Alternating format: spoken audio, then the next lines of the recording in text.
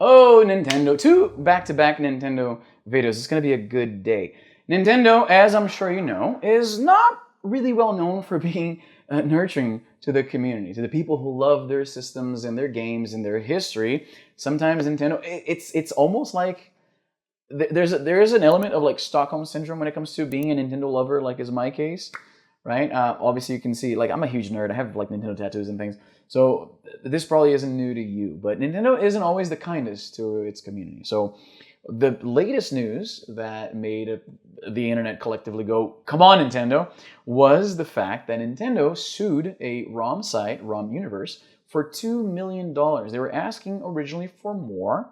Nintendo sued the operator of MU Universe back in May, and this is just the latest in a slew of lawsuits. Nintendo's trying to shut down ROM sites, which, to be devil's advocate for a moment, I do understand. It's in the company's best interest to protect its intellectual property. In some jurisdictions, failure to do so might cause future cases, future more important cases that decide the ownership of that intellectual property.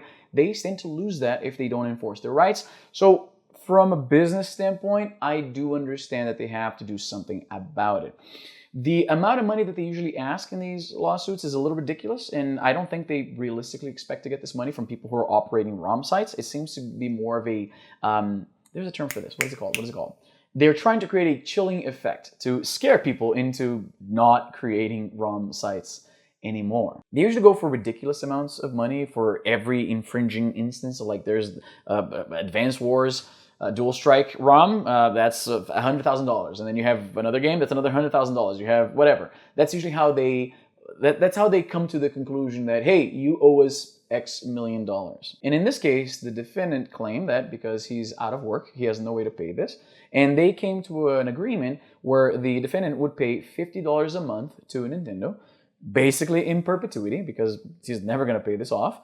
And you know, as far as these big multi-million dollar lawsuits go, a judgment that says that you're going to have to pay Nintendo $50 every month is not the absolute worst case scenario. So it's okay.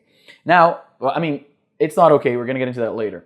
Now, the owner of the site basically didn't pay, and Nintendo is now claiming that, hey, if you're going to award us the settlement, but then the guy is not going to pay, then what's the point of doing all of this? And again, being devil's advocate for English is my second language, can you tell?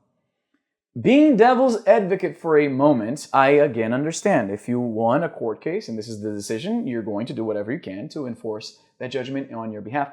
I get it, but let's get into the nitty-gritty here, right? So first off, they're never going to see all of this money. This guy's going to die before I should have done the math because I'm not a good YouTuber. I don't prepare this well. I really should have. But I don't have a calculator handy and my phone is charging, but you know what? I can safely say he would never finish paying this if he's paying $50 a month, right? Either Nintendo is going to have to reconvene with the defendant and ask for more money down the road, or they're never going to see this money. But they're trying to make a point. That's what this case is about, really. And now here's the thing, right? I owe a lot of who I am today, and everything you see here, this wouldn't exist if it weren't for emulation. There was a time in my life when I first came to Canada, and emulation was still relatively new. I had some experience with it, but it was still unexplored country, so to speak. We didn't have things like portable Chinese emulator devices. These are amazing. Like if you went back in time and you gave me this when I was 15 and you said, hey, Izzy, every single video game you ever played, be it on the Sega Genesis, on the Super Nintendo, on a PS1, it's right here. Can you imagine? We live in amazing times. Like the world is pretty crappy, but at the same time, we have some cool stuff, right? So, but back then, back in the early 2000s, it's still all pretty new. And it was through this appreciation of rediscovering these old titles that I became interested in talking about it with the people who paid attention to the little jokes that I told on my website back then. And when YouTube became a thing, I kind of transitioned into YouTube, and I was always talking about video games and emulation and kind of recovering those lost childhood years through re-experiencing, rediscovering these old games. I created a little community around myself of people who appreciate these things the same way that I do. Like if you watch my channel, chances are high that you loved all the same games I loved when I was a kid. And having that access to this back catalog, which again, this is the early 2000s. There was no real way to buy these things aside from going and searching for them in like garage sales and things like that, right? So my opinion is if you weren't going to be able to buy that anyway, by downloading a ROM, you're not really robbing the content creator of that revenue, right? And this is not legal advice because I am not a lawyer. And I understand that this would not hold up in court because, again, I'm not a lawyer. So you probably should not face a judge against Nintendo based on what izzynobre is saying. But the point remains that you can argue that none of this would exist without emulation, without piracy, to be frank.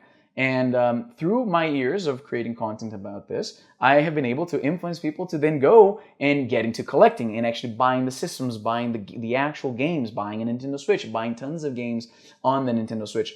So I would say, and obviously I'm biased, I know that not everybody who pirated these games became a content creator who then influences other people to spend hard-earned money on current Nintendo content. I know that, but I still think we can't discount that. I think that over time, the benefits of having your content being spread like that and appreciated and rediscovered, and I think it outweighs the downsides, right? And I do understand before you say anything, because I know some people might say this, but Izzy, you know, if you think about it, it's not that clear cut. Like back in the PSP days, and I love the PSP, some studios, primarily smaller developers, suffered a lot because of piracy. Ready at Dawn, the developers of two of probably the best looking portable games, at least at the time, obviously.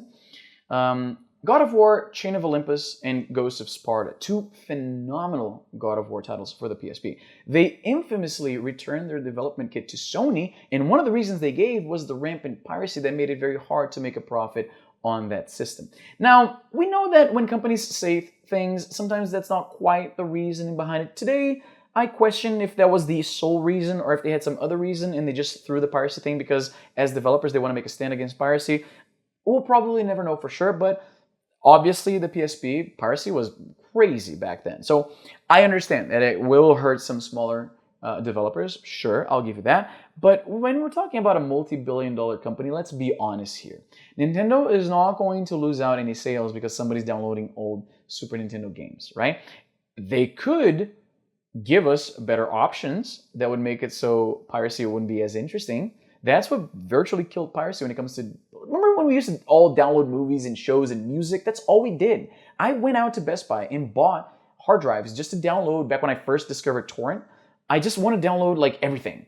And the moment that a better way to access that content for a fair price, and I can watch them on my TV, on my phone, on my tablet, wherever I am, it made it so going through the hassle of downloading these things and exposing your computer perhaps to viruses and hackers, going into the seedy underbelly of the internet to find pirated content just wasn't as interesting anymore. It wasn't cost effective anymore. Do you know how many times I had to format my computer because some sketchy streaming site had some Trojan embedded on the advertisements, and I basically had to, that was my whole day. Like I wanted to just watch The Office, and now I'm stuck in an Office episode where I'm having to fix my computer. That's my whole day. I gotta fix my computer now.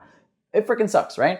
So nobody that I know downloads things like that anymore. Why? Because we have a better option. I suspect that if Nintendo were to once in their life do the right thing when it comes to video game preservation and the history of their phenomenal back catalog and actually leverage the tools they already have at their disposal, like say Nintendo Switch Online, and give us more than a handful of NES and SNES games, hey, do you think people would be pirating games as much?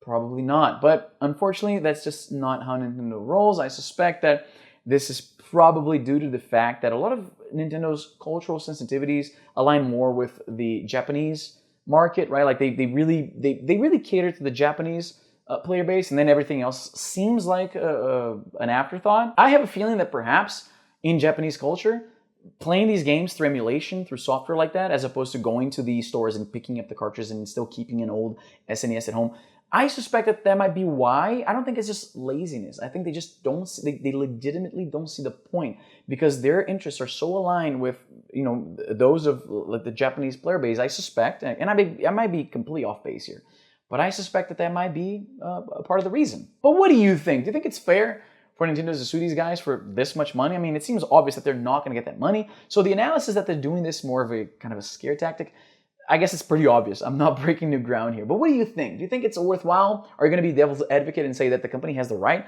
to secure their intellectual property? Or do you think that emulation, piracy, in a way, the content creator ends up benefiting down the road somehow. And does that make it right? Because again, I'm not talking about legal here, right? We know that legally speaking, Nintendo's on the right. I just want to see how you feel as a Nintendo fan. Anyway, that's all the time I have for today. Make sure to like and subscribe. All those things that all YouTubers tell you, right? Like that helps the engagement. Obviously, I'm coming back to this channel now from a long period of inactivity. And obviously that kills the channel when it comes to the algorithm. And I really need your help more than ever to help me rebuild this thing here. So if you could, please hit like, subscribe, hit the notification bell. That also helps a lot. Follow me on social media. I'm very active on both Twitter and Instagram, primarily Instagram.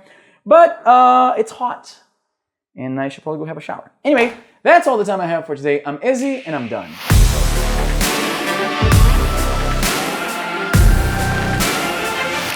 Ready at Dawn, the developers of some of the best portable game God of War games that. Which one was it? It was Ghost of Sparta. It was Ghost of Sparta, I think. Ready at Dawn. Let's see here. Ready at Dawn. Ready at Dawn. God of War. It was Chains. It was. Oh, there two. It was the two. It was both of them. Chain of Olympus and Ghost of Sparta. Ready at Dawn, the developers of two of the best portable.